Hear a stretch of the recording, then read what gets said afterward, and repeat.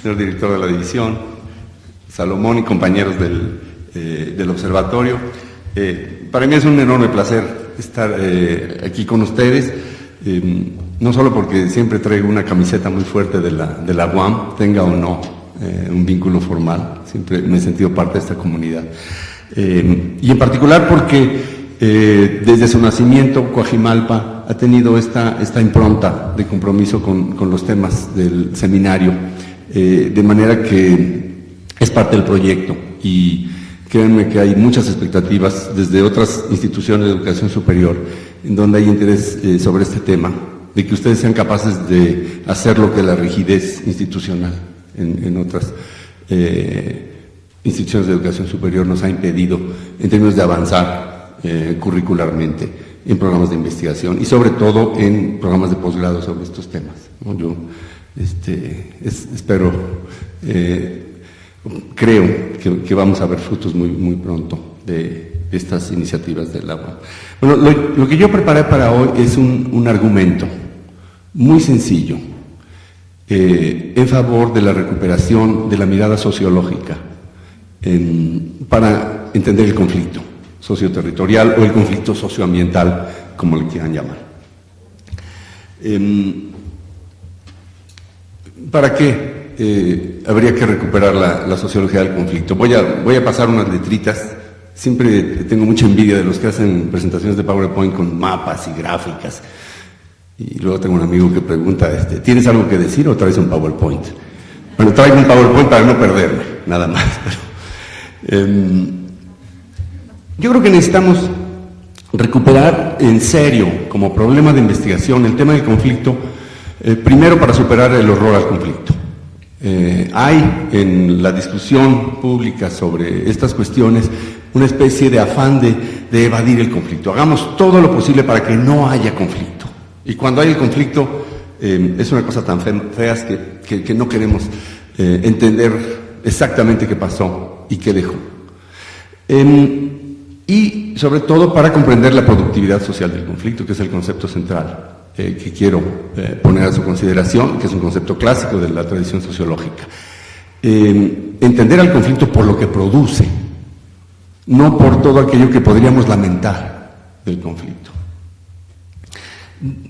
Unas breves notas sobre el horror al conflicto. Si ustedes ven en el pensamiento dominante del mundo de las políticas públicas, que es, parece que todas las ciencias sociales, la que acapara la atención en los temas ambientales, predomina la idea de la gobernanza, como una obsesión de organizar las instituciones, y lo pongo en inglés porque así se dice, ¿no? Get the institutions right. Esta es la obsesión de la gobernanza, de organizar las instituciones, ¿para qué? Para que los actores cooperen, para que no haya conflicto, para evitar el conflicto. Y eso está muy bien cuando estamos diseñando políticas y cuando estamos haciendo política, pero cuando estamos observando los procesos históricos, tenemos que tomarlo más en serio el conflicto.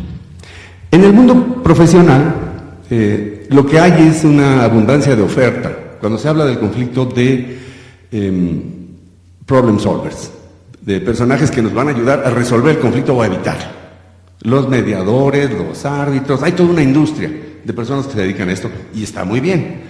Que no tengamos que llegar a los trancazos o que no tengamos que llegar al juez, que a veces es peor, y que podamos arreglar los conflictos con medios alternativos, como dicen en la literatura anglosajona, con Alternative Dispute Resolution, es muy buena idea. Pero eso tampoco nos releva de la responsabilidad como académicos de entender los conflictos. Y en el sentido común, en la conversación, donde salen a cuento los conflictos, siempre se les evoca como anomalías, como una especie de mala experiencia. ¿Qué pasó con el Club de Golf de Tepoztlán? No, es que se politizó. Como si no fueran políticos todos los conflictos de todas maneras. ¿Qué pasó con Guadalcázar? Es que había muchos intereses. Como si no hubiera muchos intereses siempre en todos los procesos sociales. Pasó algo feo de lo que no queremos acordarnos, ¿no? La próxima vez ya nos va a salir bien. Bueno, en la sociología clásica ocurre, si uno trata de ubicar el tema del conflicto en la tradición sociológica, ocurre una cosa que llama la atención un sociólogo francés, Francis Chateaubriand, que dice, en la época del auge del marxismo, todo el espacio de la disciplina estaba dominado por un solo conflicto, ¿no? La madre de todos los conflictos, la lucha de clases. Entonces, mientras predominaba esa visión, la visión de la historia humana era a través de los grandes conflictos, o de ese gran conflicto en el caso de las sociedades capitalistas. Cuando entra en crisis el paradigma marxista, el conflicto se disipa, se nos olvida, y nos dedicamos a otra cosa. La mayor parte de los conversos se dedican a la gobernanza ahora, ¿no? Y ocurre ya en los temas ambientales que la mirada sociológica queda diluida en todas las iniciativas interdisciplinarias. Sí, la interdisciplina también ha tenido sus costos, y uno de los costos ha sido olvidar problemas clásicos de las disciplinas. El conflicto es un problema clásico de la disciplina sociológica que se nos diluye a la hora que vemos los proyectos de investigación interdisciplinarios en los temas ambientales. Entonces hay que hacer un recorrido desde los orígenes. Hay que acordarse que en George Simmel hay una idea muy fuerte y una elaboración muy profunda de que el orden social es producto del conflicto, de que el conflicto produce orden. Esto no quiere decir que padre, ¿no? Los conflictos van a generar... No, esto es una constatación científica que parte de un postulado tan simple como que todo orden presente tiene en el pasado un conflicto. Y entender esa lógica es un reto de la sociología como disciplina. Después hay como un largo silencio, hay muchos autores importantes, sociólogos, que pasaron como a un segundo plano, pero que dijeron cosas importantes. Lewis Coser, John Rex, por citar a dos de la posguerra, que no hemos recuperado, que uno no los ve en los planes de estudio, que no están en nuestra agenda y que están ahí, a la vuelta de la esquina. Y sobre todo, una de las cosas que se ha perdido es la fuerza explicativa, el rigor con el que se puede mirar el concepto del poder, como una categoría central del análisis sociológico que, como digo, se disuelve en la mayor parte de las iniciativas interdisciplinarias.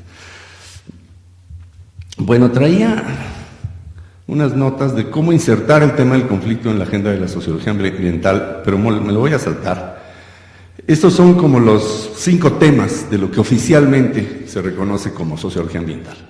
Esto es lo que estudian los que hacen sociología ambiental, los que se llaman a sí mismos sociólogos ambientales. Y ahí la única manera como podemos insertar el conflicto es en el último tema, el tema de los movimientos ambientales. Hay mucha gente que estudia las movilizaciones sociales bajo el paradigma de los movimientos ambientales.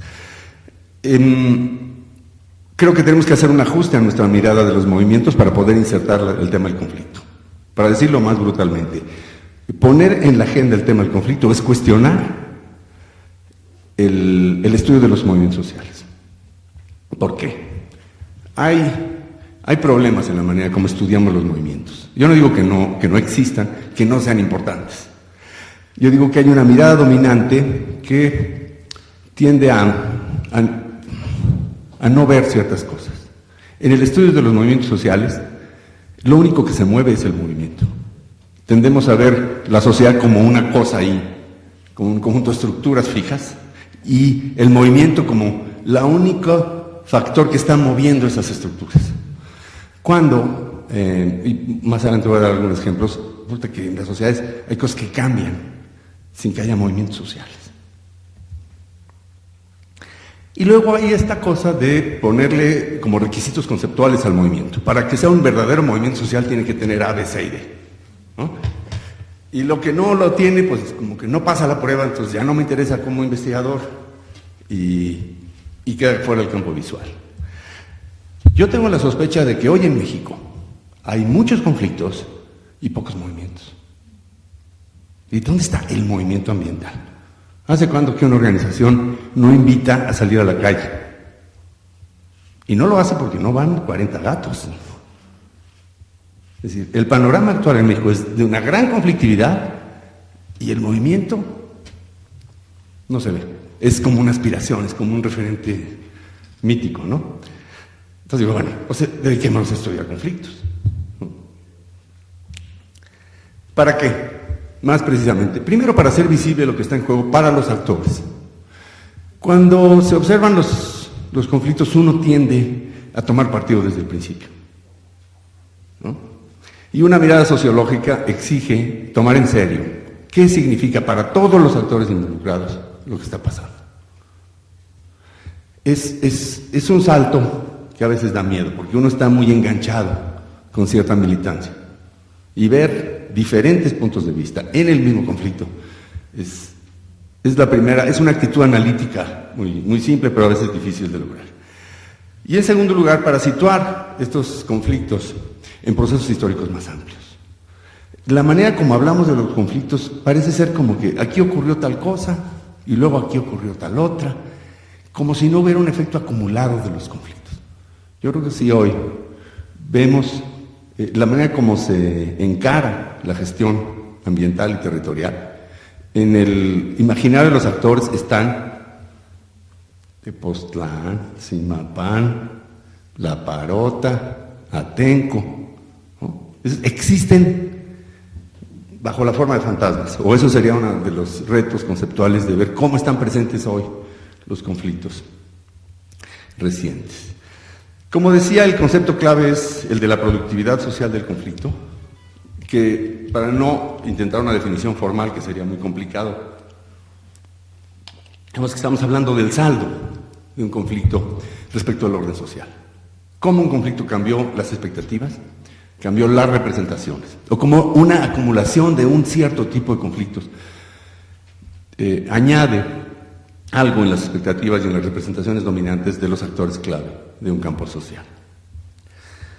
Y el problema es que esto es un espectro muy amplio, porque podemos pensar en este registro desde las revoluciones sociales hasta casos de conflicto muy individuales, ¿no? Ahí cito la sentencia Roe v. Wade, que es la sentencia en la cual la Suprema Corte de Justicia de Estados Unidos despenaliza el aborto. Es un litigio, ¿no?, que tiene un impacto, ya sabemos que la historia, ¿no?, es un parteaguas, ¿no? Entonces el espectro del conflicto puede ser muy amplio, pero la pregunta es siempre, ¿qué cosa dejaron los conflictos? Y me voy directo a la propuesta de Patrice Mellet, que hace una síntesis que llamamos metodología Confurb, porque ven que a los franceses les gusta bautizar todos sus proyectos, tienen un nombrecito así coqueto, ¿no? Entonces el proyecto Confurb lo convocó Patrice Mellet con equipos de investigación en varios países, y lo que él propone, que para observar un conflicto hay que mirarle 4 cosas, que son los lugares donde vamos a ver cómo se produce y cómo produce efectos. Territorialización, formación de esferas públicas intermedias, actualización local del derecho y formas de transacción social. Si tengo, ¿qué? 10 minutos, voy a tratar de dar ejemplos de cómo se usan estos conceptos y cómo nos ayudan a iluminar aspectos interesantes de los conflictos. La territorialización. También aquí hay un concepto muy fuerte. Ustedes que están en temas territoriales saben que hablar de territorialización es hablar de algo que se alcanza a comprender intuitivamente y es muy difícil definir formalmente. Pero estamos hablando de los procesos a través de los cuales las sociedades definen o redefinen su relación con el territorio. Básicamente son procesos de apropiación simbólica o física que van desde la formación de los territorios de los estados nacionales hasta la formación de subjetividades en espacios tan pequeños como el barrio o el parque. En fin, en geografía crítica se habla de territorialización como estos procesos de apropiación social del territorio. Entonces, lo primero que uno tiene que preguntarse al estudiar un conflicto es ¿cómo territorializa?